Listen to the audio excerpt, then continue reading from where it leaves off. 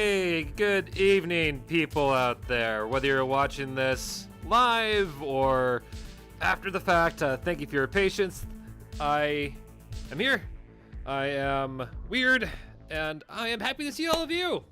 If you happen to be here right now. If not, oh, that's fine. That's fine. Yeah. It's been a few weeks. At least roughly 2 weeks, yeah. Either way, hi, I'm Flintworth. Welcome to the Warrior Workshop, the show where I go and typically help viewers like you brainstorm and create all kinds of wacky character builds, usually for D&D. And today, I wanted to just do it a bit differently. I was actually suggested this idea by one of my longtime viewers, which I haven't been doing this for too long, but at least long enough for me. He's been here one of the longest ones, certainly the most vocal. But the Endking asked, after all this time of, helping show off how to make other characters, what if I go and show how I made one of my own? And I thought, okay, perfect, because just last weekend, I went and did a talk at my local anime convention on, well, how to go and recreate your waifus. For those who don't know the term, a waifu is basically a female character in anime that a lot of people typically love and some actually want to go and marry.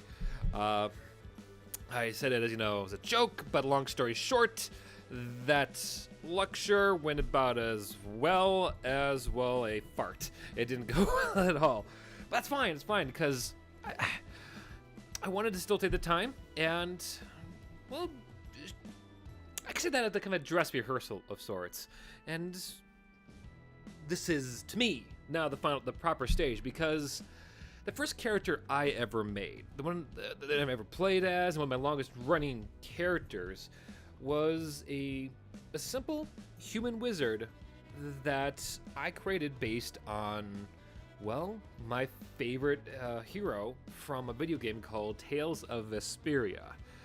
This character is, well, let me show you. Rita Mordillo. This little egghead of a wizard is, to say the least, yeah, feisty, rude. If you've ever seen Steven Universe, she's a bit kind of like Peridot at times in terms of just how she has a goal, and if anyone who's a dunderhead tries to get in her way, she's going to tell them what for. But she's also a hero, and while I know Tales of Vesperia, which is a Japanese role-playing game, isn't exactly an anime, for those who have ever played anything from the Tales of series, it is very much like playing your own long-term anime, because the game feels like you're in one. But the whole premise of the lecture I tried to give last weekend, the one I want to give here today, is to show how you can go and take any kind of animated character, more specifically those from a flashy video game or anime, like my beloved Rita here, or even the very same gal, my top girl, I should say, from any kind of anime, Saber from the Fade Night series, who I happen to have as my desktop background. That it is not as hard as you think it would be, because quite frankly, it's only about the backstory, which I know is in the title, and let me explain. There's a lot to go over. I'm happy to tell you, but it's really, sit back, relax, and I'll spin a tale of how I went and made one of my favorite role-playing characters of all time, my favorite D&D character, the one that's once like the cornerstone for a lot of what has made this channel be what it is today. But where to begin? Well, I think the best place really is to consider one major thing about the kind of character you create. Now, this is, I would say, a rule of thumb to keep in mind, regardless of whether your intentions are to go and play as your favorite female character that you adore from anime, whether that be Power from Chainsaw Man, Yor from Spy Family, or, I don't know, Bakugo from My Hero Academia. But regardless of who they all are, the key thing you need to know is that, yeah, it's doable with any one of them. It's doable to do with the most like crazy, outlandish character like Hamtaro to the most serious of, I don't know, Roy Mustang from Full Metal Alchemist. But the key things you need to remember is that regardless of who you do try to play, the big things are, one, they are a character, not an object. They are not a toy that you can go and play with across the table. If you want to go and bring your favorite heroes to life, you need to keep that in mind. You need to go and just have it kind of infuse everything you try to do with your just role play, with your stat choices. And this goes regardless of whether you are a dungeon master or game master if you prefer, or a player. Two, the key thing I would just couldn't help to stress above all else is that regardless of the character you try to make from whatever the shows, because let's be honest here, when it comes to anime, there's a lot of them, that one of the key big things is that not everyone will probably, have the same tastes as you. Now, when I say tastes, I mean that, okay, maybe your love of a character like Sailor Moon, a magical girl, kind of, the magical girl, that you're trying to play someone like her, you might have someone at your table who might think that it is completely outlandish and might make fun of you, might, give you a hard time, or just might be disgusted. I don't think that'll happen. But in case it does, know that, okay, that you're playing an individual that may not be a widespread, conventional kind of individual. Like, for instance, to go back to Saber here, who is, by and large, a remix, by the way, spoilers alert, to a story that's been out for close to a decade now. Saber happens to be a summoned version of King Arthur that happens to be a gal. And some people will be like, hey, why the hell are you playing? That's not King Arthur. That's fine. Just go with the flow. Be ready for that. And especially if you happen to be, a dungeon master trying to pitch a character like that, be ready to, well, I don't want to say argue against it, but find conventions that will help you, make them more acceptable. Like, for instance, if I had a problem with, you have a male character as a girl and all that, yeah, true, but she can still kick ass. And take it from there. And that's really just it. Those two big things. But, it's a lot to say and trying to figure out the right, order of it all. I would say that when it came from me, when I made my first character, when it came to getting into the hobby of Dungeons and Dragons, I, like many young first-time players, wanted to play, something that maybe it wasn't, not me. I figured, okay, go into this game that is truly about role-playing someone else. I wanted to do it across the board. So I wanted to play as, a woman, because clearly I am not one. I'm male presenting. I also, in school, I'm very much more street smart than book smart. So I figured, okay, playing a wizard would be, it's completely opposite of what the kind of fighting style I would go as. And the big three thing is that I wanted to do something that would allow me to do, as I guess it's not really, pertaining to the whole playing, but it's opposite of me. The big thing is I wanted to have a character that would allow me to do a lot of the classic D&D things I've always have read about or heard about. By and large, the big one was I wanted to be able to cast Magic Missile. Yeah, that was my big, big thing I set out to do. And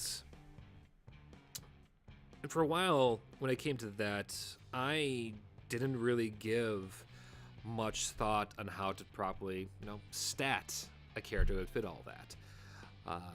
But because I was more focused on, okay, who do I know? Who can I, base this player character on, this fresh, new, original character, this Oshi. that, I wanted to something that could inspire me.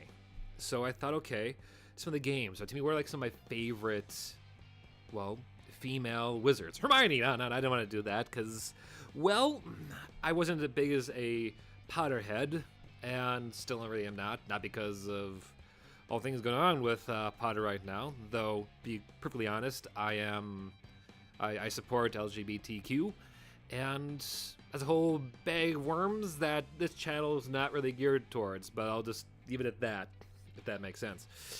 But the big thing was, I remembered my time playing Tales of Vesperia. I remembered Rita here. Woo! This wonderful little wizard. This mage, this student. So I went to town, go and just figured, okay, I'll outplay as her. But because the kind of creator I am, the kind of writer that I am, I didn't want to go and just do a complete one-to-one. Though, to be fair, there's something really wrong to playing like a carbon copy, or at least a character that has that is who you want to be. I want to say, because a lot of the players I've had in my games have often gone and basically played characters they can clearly see one-to-one who they're inspired by. Like, I have at least 2 players that clearly made their half-elves based on Link from Legend of Zelda. And to that end, if that's what you want to do, go for it. Cool. Because, this game is meant to be about experiencing and enjoying the stories and living out, your favorite journeys, adventures. The ones you've always read about, always played about in video games. Go and actually experience for yourself.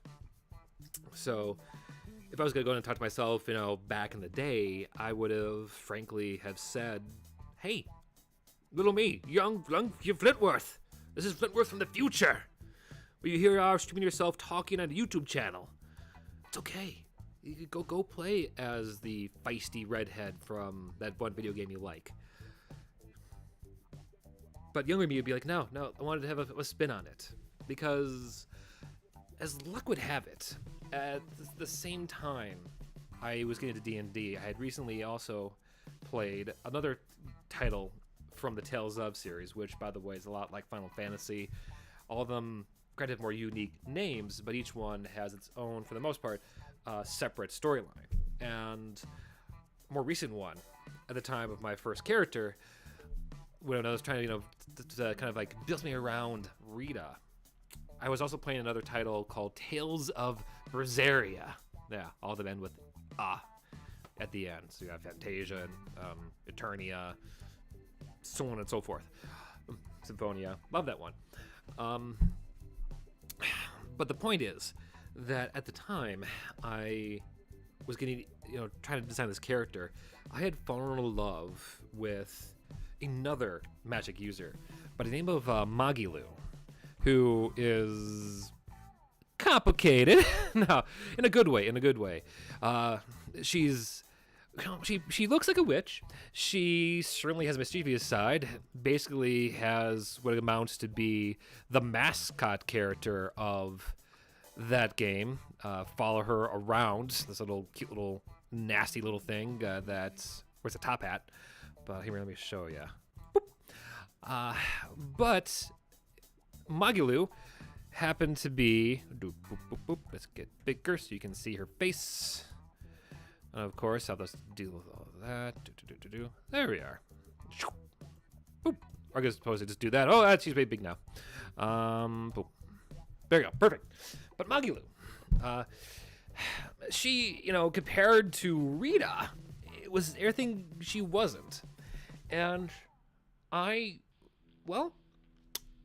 wanted to go and figure out, okay, how to go about combining these two characters, this mischievous witch with kind of a shady background versus the more straight and narrow student, almost like a genuine genius of her game, into one character that would, yes, kind of like hide beneath the character I was creating my real intentions, the real player character I wanted to be, but will also give me a nice springboard to be something else, to be something new, something fresh, my own unique twist.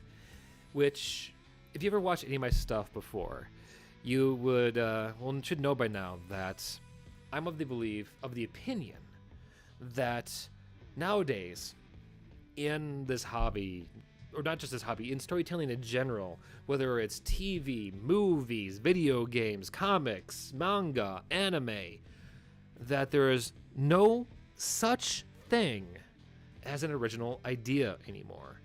Most thoughts you might try to go like, oh, I'm gonna try to pitch this, has almost been done before by someone else. Like, for instance, my favorite example of this would be like, well, let's take The Dark Knight, Batman. He was clearly, a masked vigilante, much like Zorro, who fights typically sometimes wealthy people, is frankly not a big welcome figure amongst, his government, so kind of Robin Hood there. Almost even identity? Oh, regardless. Bats, or Zorro, each kind of have kind of been inspired by something else. But that's the big thing. That's the key thing, is that while there is no original ideas, there are, and always shall be, unique ways to pull them off, to portray them.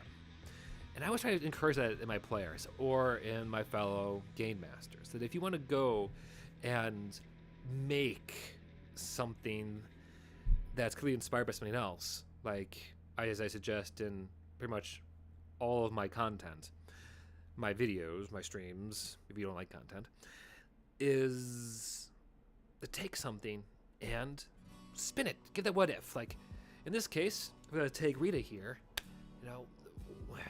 What if I took Rita? I'm gonna play as Rita, but what if she had a temper? Well, not a temper. She already had a temper. But what if she it wasn't just like some kind of like genius nobody? What if she had like a backstory that was similar to Magilu, who, to put it simply, because a lot happens in that game, Magilu stems from a big time, famous, I almost would say prestigious family, and is the black sheep, the outcast. So how would I take a character from one game who was basically the creme de la creme student of her academy and mix her with the family history of Magilu and put them into one? And I was able to do it. Because I really is focused on the backstory. The best way to look at it is that I kind of like chopped them up into pieces and rearranged the story beats to kind of like blend them all together, to kind of like create like I guess a fan fiction, some ways you can look at it, but more importantly, to create something that give you a springboard. So actually a little bit of column A, column B, but the key thing is I even use this kind of like element straight down to the name as well. And that's when I kind of got my final character, my I would say, not say final, because she has grown immensely over the years. But that's how I got version 1.0 of Rita Lindbeck. Here, actually got a few pieces of art of her, but I'm going to show you what I first started out with. Just picture, young me from only 5 years ago, sitting down online and pulling up, of all things, a Fire Emblem Awakening character creator to get her. Here, there we go. Might be a bit easier to see. There you go. But yes, this was my first my creation. I took the red hair of Rita, or I guess she's more of a brown head. Okay, maybe I mixed in a little bit of Barbara Gordon from Batman for the redhead side of things. But I wanted to give her like robes that, as I described her, had, she wore like an orange vest, much like Rita here, but her like cloak around it from her school was representative of Magilu, and I went and started, instead of calling her Rita Mordillo, I called her Rita Lindbeck, after the voice actress for Magilu, Erica Lindbeck, who, if you've ever seen her some of her work, she is a fantastic voice actress. I actually had met her briefly before making this character, and she's the reason why I even tried out the game Magilu is from, and then, well, fell in love with her voice acting even more. And that's why I got here today. But how did this really all translate, though, to the character sheet? Well, as luck would have it, because I did this all digitally back then, I still have my original sheet from that time, which must be over there. Let me go and grab that real quick. Gotta love when you don't have all the files, but just a moment here. Oop. Stare at Saber for a hot second. So I had my character background. I created a student that basically, and you'll love this, folks, especially if you've ever watched my video on Batman, I gave her the backstory that my Rita had came from a family from the city of Aspio, named after the town Rita was from, and she came from the proud Lindbeck family from Magilu. She was always proud of her parents, who were very well known amongst the other scholars where she studied, much like Magilu, and always wanted to go and try to help out the world and help improve the place by using their magic, like Rita. And it kind of went down the line like that. That's what I was getting at before, how I would basically chopped up and kind of patterned the story down the line, because it worked. And as time went on, it kind of helped smooth this all out. I decided that her big call to adventure got her out of the schoolyard was that her parents were killed, and she wanted to go out for vengeance. So version 1.0 was all that vengeance, going to go out and explore. But that didn't last too long.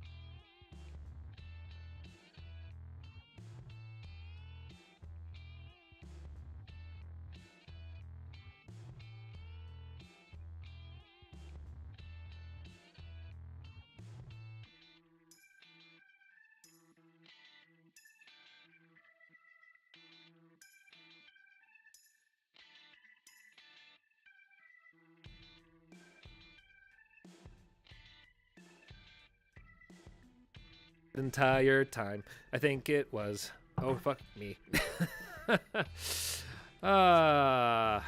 Okay. So, let me go back over what we probably didn't hear at all during that. So, this sheet, as you saw, oh, so it was my microphone that unplugged, not my mouse, as I thought. Go figure. Anyway, so let me go over what I just covered. So Rita here, I went for clearly more of an attack kind of focused build.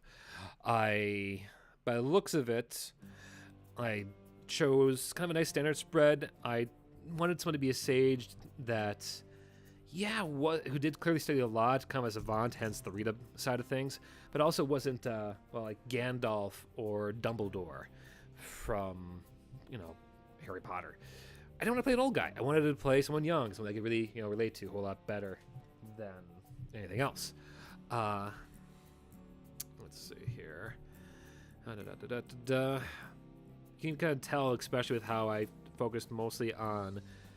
I guess when it came to role playing, I thought I would get most of my utility out of my skills, because the actual spells I went with down here were Magic Missile, Burning Hands, which both underway, comprehend language. I chose very few actual, like, outside of combat kind of utility spells, as they call it, or I guess more for your toolkit. Except for comprehend languages. I mean, I had a few defense spells, but more importantly, I didn't give this too much thought. More importantly, what was more importantly? I just had it came back to me. Gosh, what was it? It was probably, well, more importantly, I guess I was more focused on combat and had to deal with the fact that most of the spells I chose didn't actually often hit that not often at all, which was a shame. It's a shame, because especially like Witch Bolt, I thought that was such a cool spell. It basically made you like a goddamn Ghostbuster with your hands. Unfortunately, it hit very little. I got to use. I think I used Thunderwave probably more than anything else. But the big thing I want to kind of look at this, which I'm kind of excited to read up on, was the character's background, because it looks like I wrote that down. God, this would be a blast from the past. I may have updated this, I want to say, because I originally brought this character out for a game back in 2016, and I think I brought her up again for 2018 after the first campaign kind of fizzled. But it looks like the story I wrote down here for her was, for as long as she could remember, Rita Lindbeck has been fascinated by evocation magic. It started back when she used to shadow her parents on research into the arcane traditions around the city of Aspio, where she grew up. So from the start get-go, if you know anything about these characters, I basically already combined Magilu and Rita into one. I gave, Magilu's famous family tied into the city of Aspio, which is the hometown of Rita in her video game.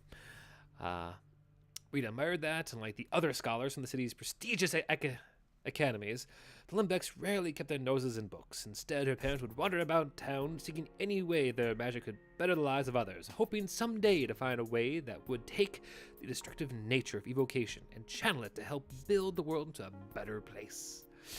Very, very scenic. This definitely is my... that is my updated story. Because initially I went for the route that her parents were killed, and she was going out for revenge. This looks more so like she's going out of town to just go and study and further her experiences and yada yada yada. Typical hero stuff. But gosh, I seem to notice some spelling mistakes in here. Gosh. Spell check. It shall forever be one of my greatest allies.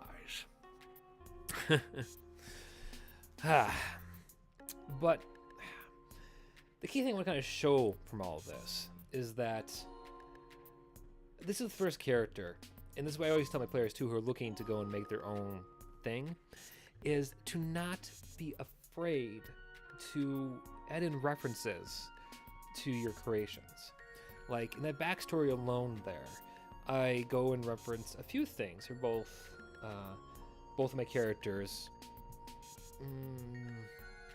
Inspirations. I guess I'm not about lore. That's what I'm looking for, lore.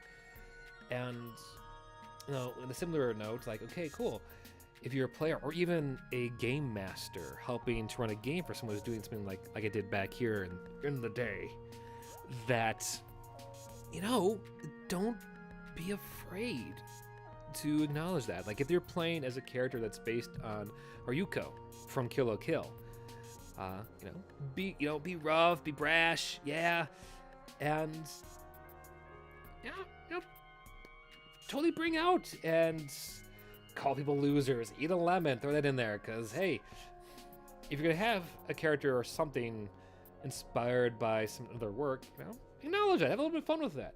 And inversely, if you are gemming someone like that, like let's say, once again, use the example, playing as their player you're helping to run a game for is playing as Ryuko, throw them the occasional school kids or school bullies that beat the crud out of. Because, why not? Go for it. Because it'll add to everyone's fun. Don't, do it all the time, but do a little bit in there. They'll enjoy it. But I guess the bigger question is how to really expand on this, how to really grow from this. Because that's always the big thing. Is that if you go your way to do and create a character that's based on whether it be your waifu or something in between, is how to go and grow from it. Because growth is a big thing.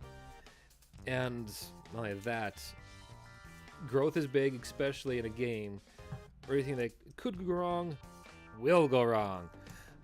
Much like me having my mic off for a hot second there.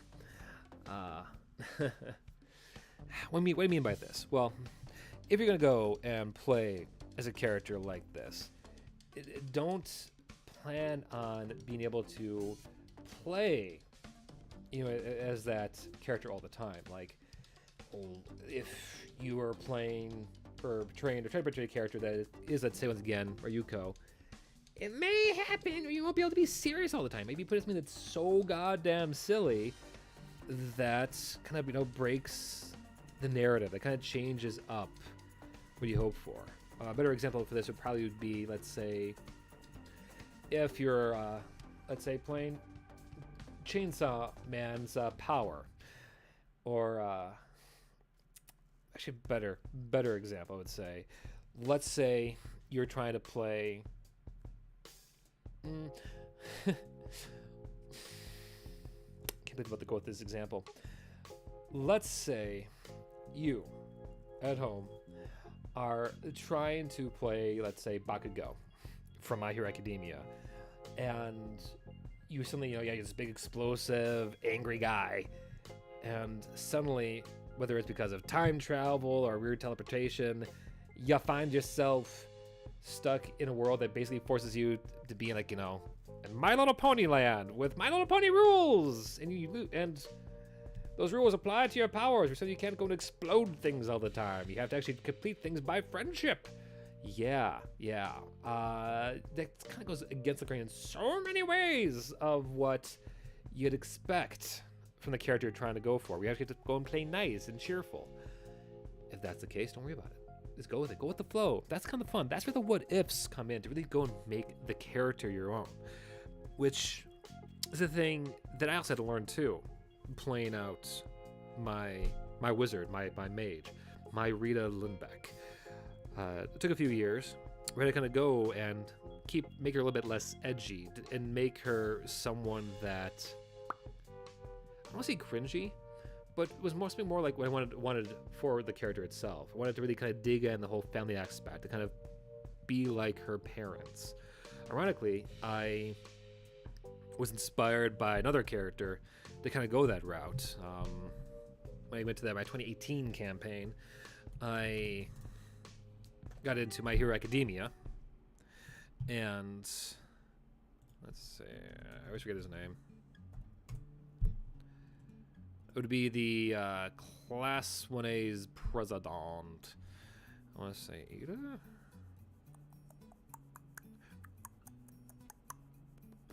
Yeah, Tenya Ida. AKA the nerdy guy who goes really, really fast. Him. This lovely bloke. Was so inspired by him. I enjoyed the characters. Well, it's because his family. He wanted to kind of keep the tradition alive, keep the family spirit going in terms of his hero work. And I tried to kind of infuse that into how I played Rita. And by the time I got her to like level 5, I tried to make her more balanced. I tried to make her more mellowed out. She was still kind of a hothead based on what I saw in Magilu. But I had to grow. I had to make her my own. And in time, I eventually did get that when I first became a DM. For a variety of reasons, I wanted to have her be a part of the game as an NPC, not really to make her a player character, which I did a few thoughts on how to avoid that in a hot second, but mainly because the game I was running was Curse of Strahd, which I've talked about on numerous occasions on a few videos and a few streams. But that game of Curse of Strahd was important to me because the last time I played Rita, which was actually the second time I ever got to play Dungeons and Dragons overall, was a failed campaign. We got maybe I want to say 10 sessions in. The last one ended in such a sour note for me, where all the people I were playing with were my former coworkers, and at a workplace that had let me and most of my department go. And so not only had to go and see my friends move back home because most of them were from out of state, but I also lost connection to the people that were in state and running the game. It was not fun because the last game I ended up having to actually do nothing for most of it. Like our party was split, so we spent half the game listening to other people play instead of kind of going back and forth. But more importantly, I had to roleplay essentially my character Rita, getting away from the big bad Strahd and just wandering into the wilderness of Barovia. And that's where we ended. It was kind of a cliffhanger, just kind of like running off after most of her party, felt like betrayed her and she never see them again. And I was kind of left to her own devices, kind of trapped forever in Ravenloft. And when it came time for me to go and play and DM, I found out I was going to do Curse of Strahd. It had been barely like a year later from my last game with Rita that I started my thing was probably the biggest thing that I've ever done for most of my games and helped create a lot of this channel was that I never wanted to see a character concept. I never wanted to see, oh hey Endking, welcome. Me just reminiscing, letting my heart be out on the table. But where's the last train of thought? When I wanted to do my game of Curse of Strahd, I wanted to make sure that any chance I got, I would never ever see another character or concept ever be left to the wayside. If I had a chance, I would try to keep them alive and help finish their stories, because that's to me as a storyteller the most important thing ever. So we go and create all of these games, all of these worlds, all these player characters, all these villains and monsters, these MacGuffins, everything in between, that they should be allowed to experience the journey. They should be allowed to finish the journey, more importantly. So I went and brought Rita into the game along with the other characters. I brought the whole party that had been written up and basically had its, be set 5 years before the game I was running, which put me in a very interesting place where I had to take a character that was originally a player character, make her an NPC, but also play her in a way where she didn't go and take the agency of my current players, the party. I wanted her to be a support, yes, but to not take the limelight, which is the big thing if you happen to do anything like this. Because regardless of whether side you're on of the DM board in Dungeons and Dragons or any kind of the games, is that it is a joint experience. You're sharing the story together. And with you as the DM, you usually have the most power about everyone at the table to affect things. You can very easily go and rule that you have the character's ultimate power, and tell you all of the reasons why the people you're trying to run the game for to be there in the first place. I didn't want that. I didn't want that to happen. And so I learned real quick, real efficiently, that while I was playing to me, a character that was an amalgamation at this point of so many other beloved individuals, which will happen with you when it comes to playing this hobby. You will eventually pick up, like a snowball, collecting, more snow going down the hill, that these creations will eventually become almost a hodgepodge of all your favorite personality quirks and elements of other characters. In this case, for this point, I decided to develop my Rita concept even more to be slightly inspired by actual Gandalf. Like the very character I was trying to not be ages ago ended up being one of the major templates to how I went to go and transition my idolized waifu heroine to be my party's guide. Because that's the big thing, is regardless of why you made the character, how you play as the character, you need to think, okay, what is their place in your story? What is the... Pardon the thought. Pardon me. Drop something. What is the... Come to me, the word will come to me. Why? Why are they in your tale? And in the case of my Rita, my character at the time, she was meant to be an example of like, hey, this is what's going to happen to you, the players, if you fail here in Barovia. You'll have your friends scattered. You'll be trapped in here to the end of your days trying to beat a thing that's by and large above your heads. And yeah, kind of a biggest what if kind of thing, like the biggest what if you can actually ever do with anything you want to make. Mentor guide, exactly, Endking, going from hero to mentor, and eventually from mentor guide to companion at arms, because over the course of the campaign, I brought her and a variety of other individuals into this game. They're inspired by other things, other stories that I've told or loved, or even characters that got one-shots that never really went anywhere. I brought them to life in this game as well. That by the end of the campaign, that when we went against Strahd, I broke it up into 3 parts, where the players, started the fight off, and Strahd performed to his second stage of the fight, got them all, knocked the heroes down hard. In the very next session, I then flipped it to a second party of all the NPCs, all the hero characters that my friends had come across, and allowed them to play as those characters to help potentially save the original party. Because that's the big thing I would suggest to you, game masters out there. If you want to go and make your idolized, your version of your favorite character that you happen to kind of insert into your what might be fan fiction or whatever, I guess, in a way, what can save you from being criticized for being, oh yes, that is the DM's PC. Yeah, sure, you can make him a PC, but hand it over to your players. That's the highest form I think you could ever really of just praise and go and give to someone. They're like, hey, I not only do I appreciate you getting this far into my story, but I trust you enough to take a character that I clearly love. And they kind of go both ways. If you're a player and wanted to give the DM some fun,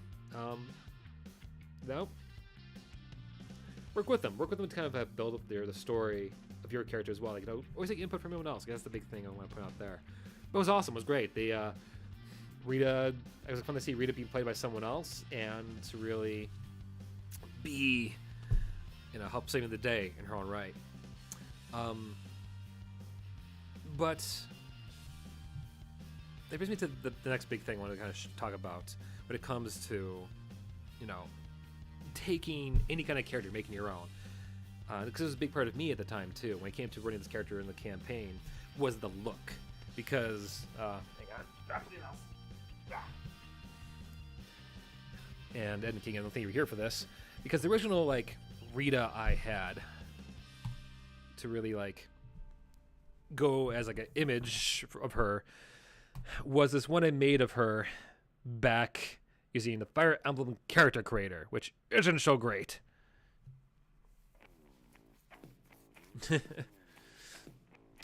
Yeah. Actually, I didn't really experience that, Endking. He writes in, for those who aren't keeping an eye on the chat, it's wild how varied players can be when reacting to DM PCs. Some groups really want to be the sidekick, but usually not. And yeah, that's the other thing too. Like, I was willing to have lost connection. There we go. Hey, welcome. There we go. Welcome back. Lost connection there for a hot second.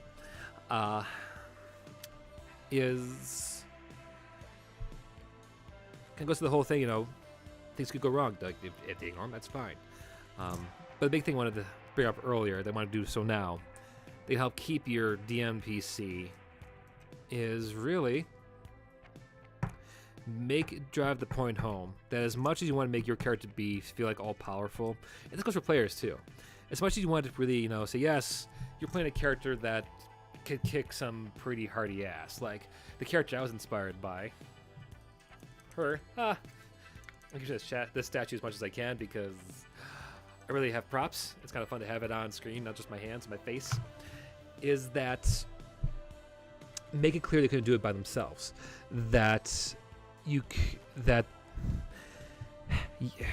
like Rita here, in her game, she can straight up summon fireballs and throw down tidal waves that kind of can just wreck enemies.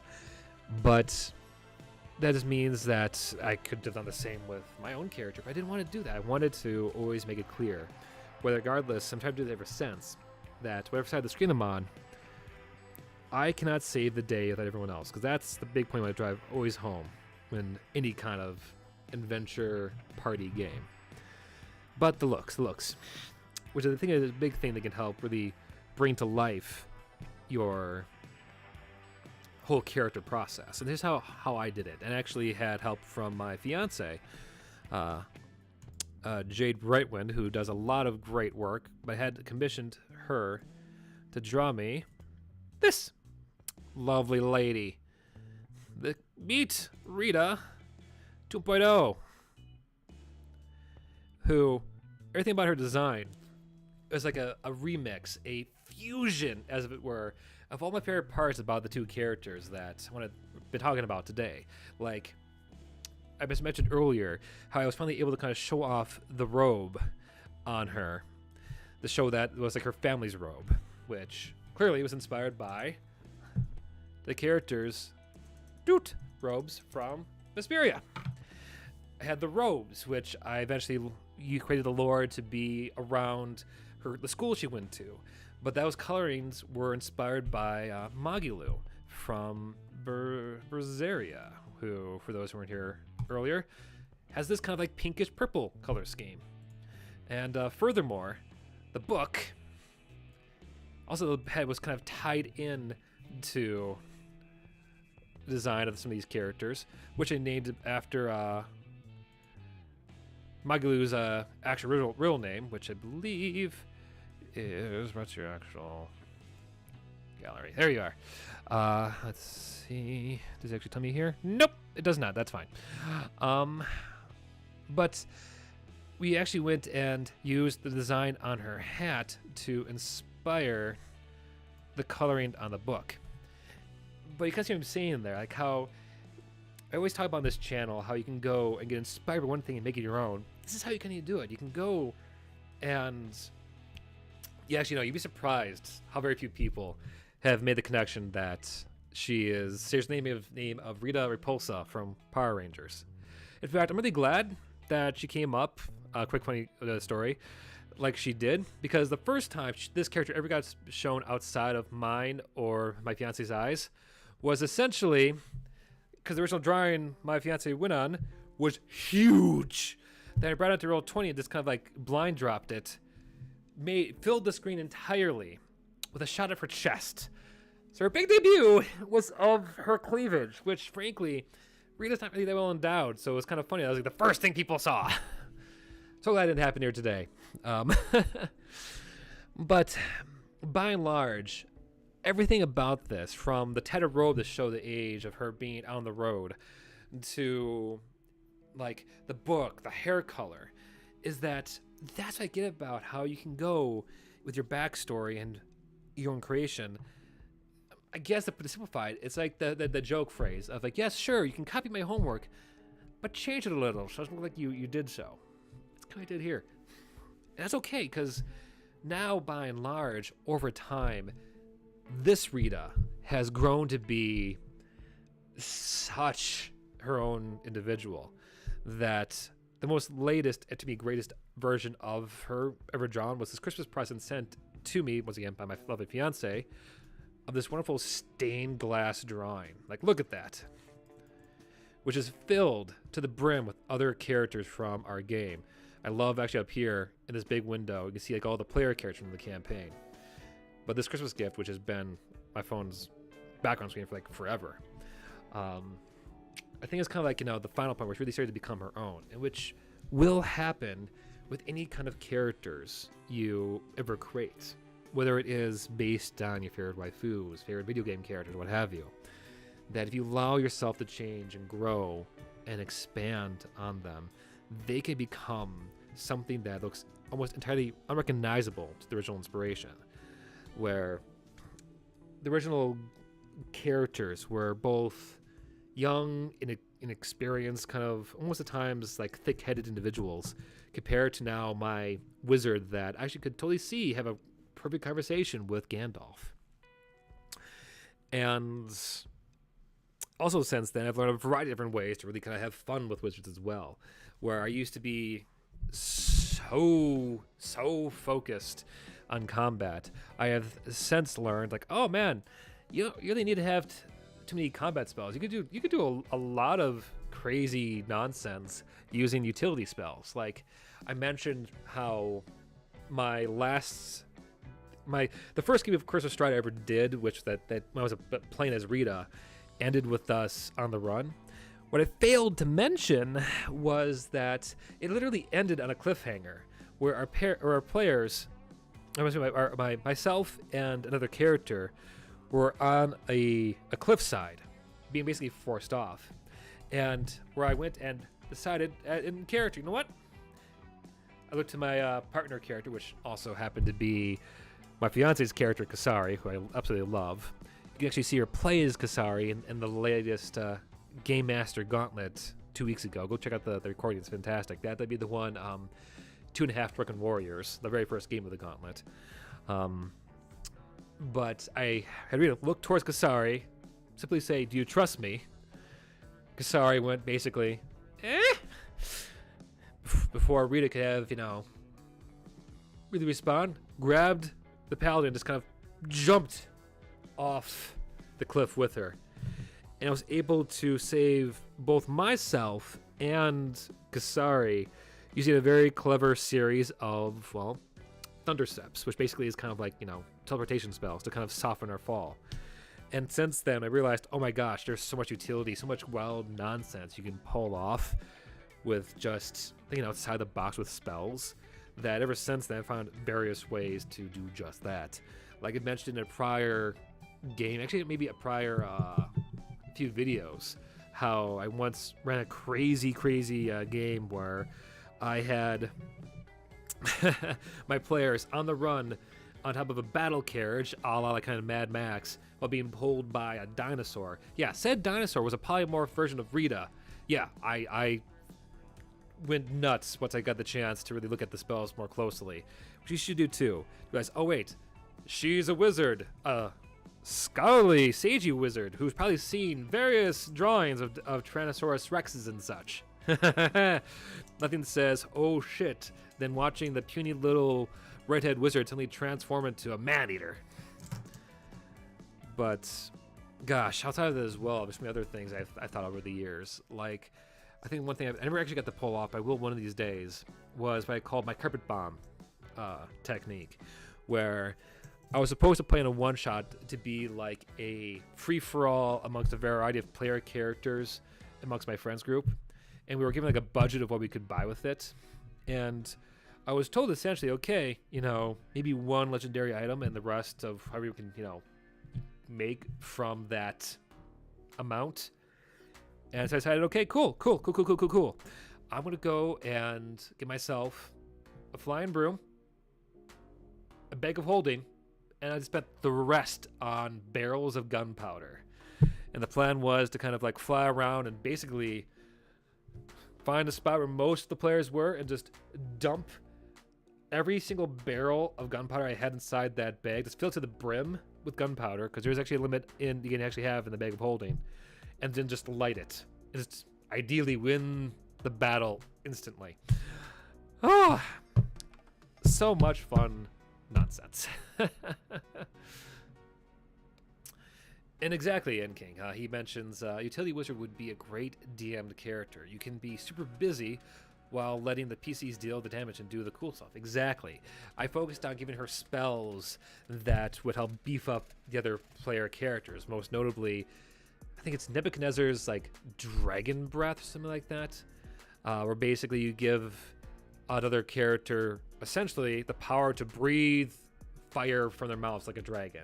I've done that on a few occasions. I have used her to help like teleport people, but more importantly, taking the greatest amount of inspiration from the games over time was I took a big thing from Rita's backstory was that the Rita, the video game character, not Rita, my character, is that in Vesperia, she is studying a thing called Blastias. Now, for those who never played the JRPG game, these Blastias are essentially like enchanted stones that allow people to use magic without any kind of talent. Well, I've been in a kind of a long-term kind of thing to that Rita, my version, was trying to invent those in my world with a long-term plan to have them, basically be what helps my players get, flying ships, more magical powered nonsense. That whenever I needed a chance to give my players like a fun little quick, I want to say cure-all, but a quick like, here's the DM throwing you a bone to have some kind of a quick moment of awesome, I would give them like bandoliers of like test Blastias that typically, when tossed and shot at, would cast a spell at crazy high levels. And that's a big thing too, why I mentioned earlier, why not to be afraid to take inspiration of the original character and acknowledge it. Because those Blastias, me just taking like, oh yeah, this happened in your game, maybe I should, what if I took that and said, yeah, made them into bombs? Because my players have had so many cool moments using those things. Like my favorite one was where they took two of them, which I was gonna have one be a random fire spell, a random like earth spell. Chucked them both in the air and shot them at the same time, causing both their effects to go off at once. And mind you, I decided, okay, whenever they would use these, because they were test Blastias, I would roll randomly on a table and go with that. And shoot, and that'd be the spell, kind of like a very limited wild magic kind of thing. So each one was tied to an element. I would roll it, say it was fire, it could be something as powerful as Fire Blast, or no Fire Blast, it could be far powerful as like Fire Bolt, or maybe as powerful as Fireball, or worse. Well, on this particular occasion, they tossed the two in the air and shot them both at the same time. I rolled in the chart and basically found out, okay, these powers combined, I need to choose the most powerful spell that contains fire and earth, and then I need to cast it at max level. So with Meteor. And which is how my players on Yester Hill in Curse of Strahd took out a pack of werewolves, cratering Yester Hill, and causing about 200 damage in one shot, basically destroying the long combat Cutter had planned, and destroying some secondary antagonists I had wanted to, have them go toe-to-toe with for a lot longer than I did. Yeah.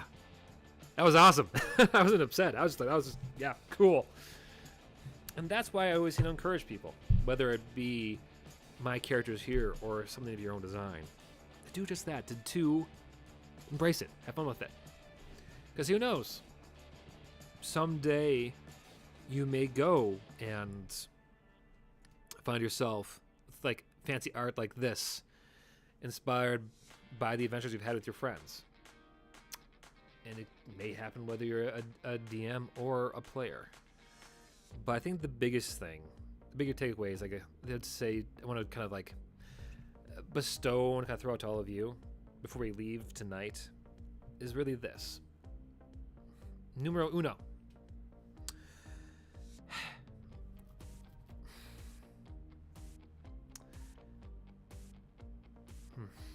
How to phrase this actually? I had the word I wanted to use, but I wasn't like how it was going to come out. It was a bad mouth feel, to coin a phrase. Here, I got my notes. Let's bring that up. I get the biggest thing was, oh, that's it, yeah. I wanted to touch on before we left tonight is like, one of the big things as well, throughout all of this, was the voice. I never touched on that earlier. I should have touched on that before I let you go now, or at all. Is how do you handle a voice of a character that, quite frankly, looks nothing like you? It really comes down to the tone of voice, the energy, not really the tone, less the tone. Like, I didn't have to go and talk like this whenever I do play as Rita, because that would be a pain. No, it's about the energy, about the passion, the emotion. Because that's actually, I learned this from Matt Mercer, funny enough. When he actually came to an anime convention to talk not too long ago. It was like right at the start of the Critical Role craze.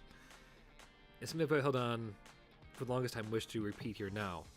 Yeah, is that if you do intend to play your waifu or your favorite female hero, or basically play someone that isn't the gender that you present as, go for the tone. For me, that can be a variety of different things. With Rita, it started off kind of, snippy, harsh. But since then, it's become more controlled, forceful, careful. Unlike much of the attacks that she uses, her attacks often be explosive, energy-filled. I wanted someone that was more precise, someone who could come off a bit more patient with what they're trying to say, but almost restrained at times, trying her best to keep from exploding, to just keep that coolness about her. And with a lot of pauses, I would say, to really think before he starts to blab. Compare that to a character I've done before, like, well, there was my Tabaxi, Scribs, who is a short little mischievous character.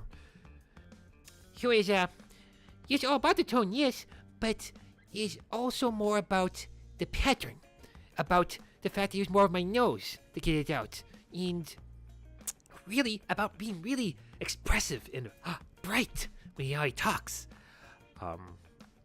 Versus my more very deep character, like a TikTok, who talks with his jaw.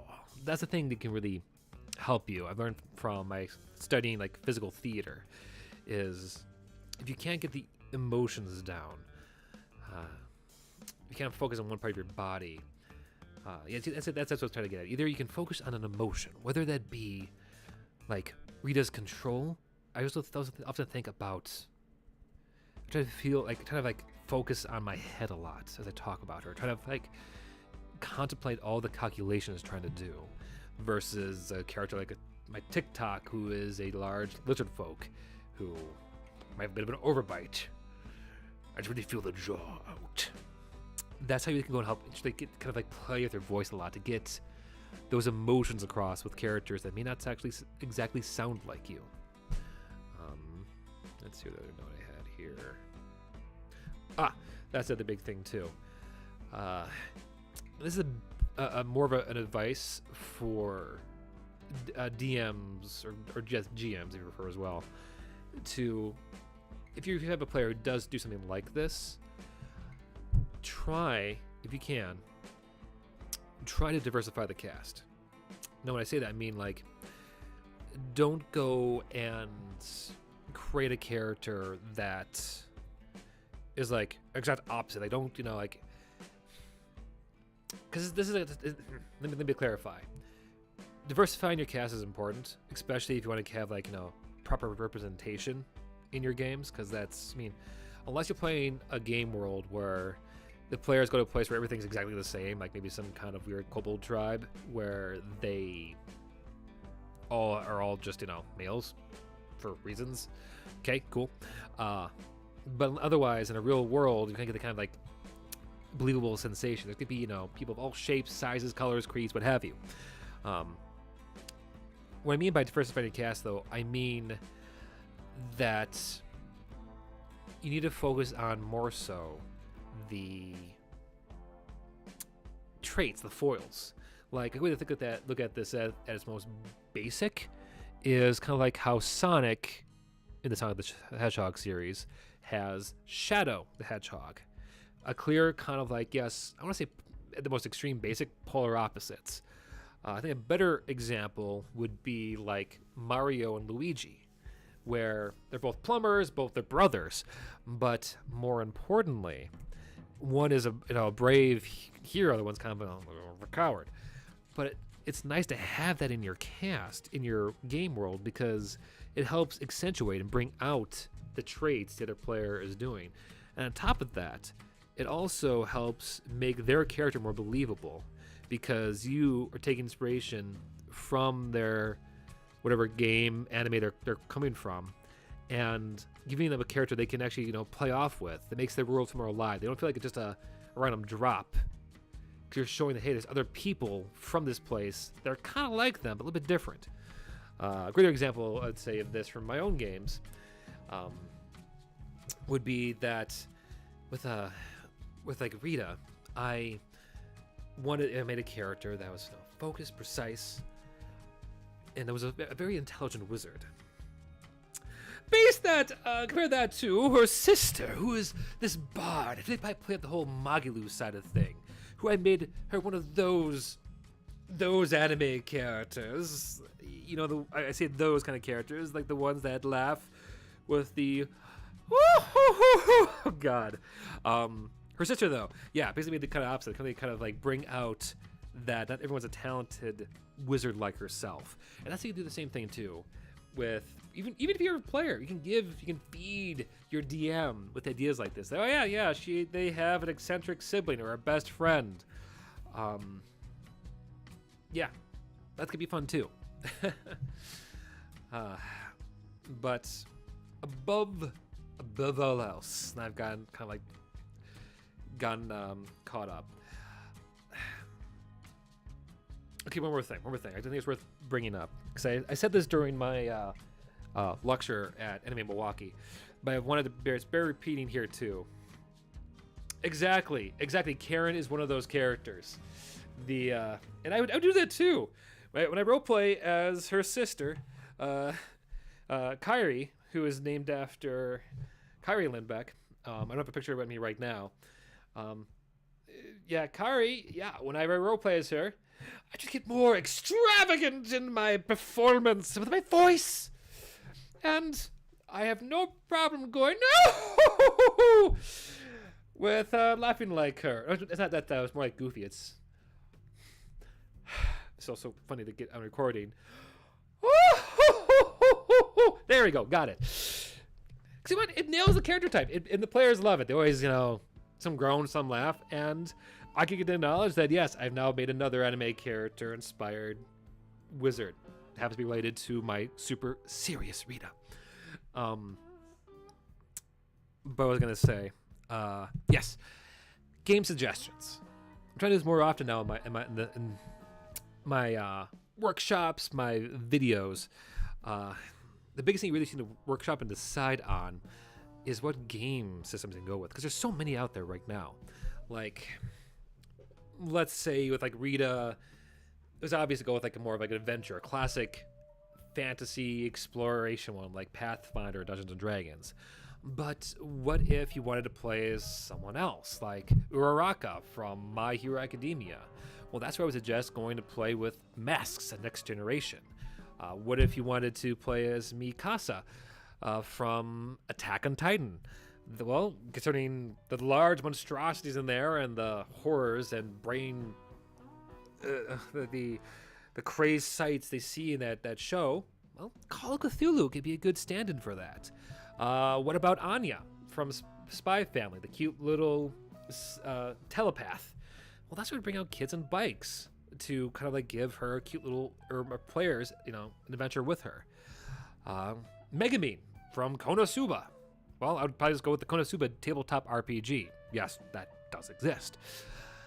Point being, if you do enough research, you can probably find all kinds of great games perfect to allow you to play as your favorite characters or play up your favorite show if you give it the time and effort. Like most recently, I've been into a game with my friends called The Zone, which is a really, really sweet kind of like shared storytelling game where there is no DM, but you do roleplay. Have you ever played Big Eyes, Small Mouth? No. I'm gonna look at that up in a second. Is that? I'm supposed to be surprised if there's another like system out there. Let's see, Big Eyes, Small Mouth. It is a role-playing version, a role-playing game. Let's see. No, I will probably have to pick this up because I do want to expand my recommendations. But I love that title. Here, this is what Endking brought up. Big Small Mouth, the role-playing game. Drive-through RPGs. That's fun. Fun. Yeah, that's kind of exactly what I'm kind of talking about. How if you look hard enough, you can probably find out there all manner. I love the dice tower. That's cute. All kinds of different systems to get you started nowadays. Hey! Eat that thing. I need to get rid of that. I love that. That's great. There's the dice tower. There's the dice tower. Oh, that's fun. From the Dice Kami Publishing Company. I said that right? Probably not. Dice Kami? There we go. I'm going to look into this. Cool. No, I've not heard about that. But the game I was trying to find was the Zone RPG, where effectively you and your friends get to explore your own kind of like custom, freely made SPC-esque danger zone. Like think like, if you've heard of it, the National Flesh Pits, or I don't know, maybe you wanted to go and your friends run into the woods of Slenderman to go see what's going on there. But it's a really cool tabletop storytelling game that I want to go and actually try to stream me and my friends playing sometime very soon, because you can play it in one go. But yeah, I would actually recommend something like that for those of like, who are a fan of like, Chainsaw Man. And it's just wild, the number of different like systems out there right here and now.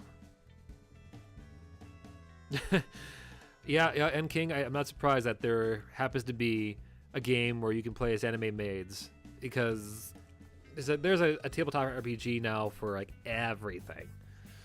That's a big thing too I want to point out about this. Zero prep. That is so good. Love it. Love to get the physical version one of these days too. Looks so freaking cool. But finally, on a closing note that I've been trying to get to, but I keep thinking of new things I want to say or add in to tonight. The reason why I was excited to kind of talk about this in the first place, and I brought it up at Anime Milwaukee, and I wanted to get it on the record here for my channel as well, that when it comes to playing as any of the characters, whether they're beloved or reviled by some other people, because I know if I was going to tell, when I first made my character Rita, I was really worried I'd be made fun of for basing them on a beloved anime video game character. Okay, I know it's not the same thing, but bear with me. But that's always been my greatest mission statements with this channel. One of the big things I learned playing as her, that there really is you really shouldn't have any shame wanting to play as your favorite character. I mean, this game, this hobby, is about getting the chance to emulate the stories and heroes you all come to adore. I mean, for some people, that can be as easy as just jumping into the deep end, while others need to have a little safety net. They need to have kind of a base to get started, because that little ounce of familiarity can just really help give them like a foundation to have the courage, have the bravery to kind of come out of their shell, to make something that's really your own, to kind of to take the original idea and make it their own unique thing. So, regardless of whichever kind of player you are in that regard, I think it's just our duty to help one another to have, a good time. So, go out there and play well. As for me, I have talked now for roughly an hour and a half. Granted, some of that was me repeating from the mic being off for a few minutes there, and also a little bit of a late start, but that's fine. I will say this, that, yeah. Thank you for hanging out here till the end. Endking, I appreciate you coming, midway through. Nice to always see your name pop up. One of these days, I would love to actually meet you in person, to give you a hearty handshake, high five, or I don't know, a bear hug if you're up for that.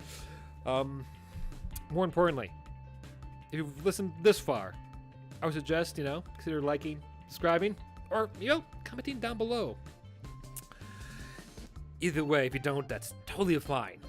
You're still great, and I love you either way.